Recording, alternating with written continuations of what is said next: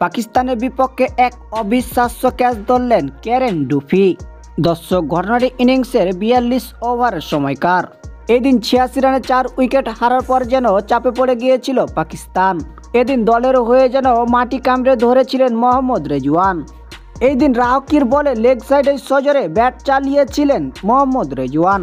বলটি ব্যাটে বলে ঠিক মতো না লাগার কারণে যেন বলটি বাউন্ডারির কোলে ক্যাচ উঠে। সেখানে ফিল্ডার উপস্থিত ছিলেন ডুফি যেন অবিশ্বাস্যভাবে সুপারম্যানের মতো উড়ে গিয়ে ক্যাচটি তালুবন্দি করেন। ক্যাচটি ছিল সত্যি অসাধারণ। যদি আপনারা ভিডিওটি দেখতেন তাহলে আপনারাও অবাক হতেন।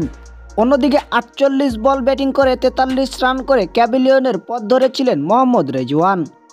বন্ধুরা, ভিডিওটি ভালো হলে একটা লাইক দিবেন। যারা আমাদের চ্যানেল নতুন, যারা এইরকম আপডেট নিউজ পেতে চান তারা অবশ্যই আমাদের চ্যানেলটি সাবস্ক্রাইব করে দিবেন।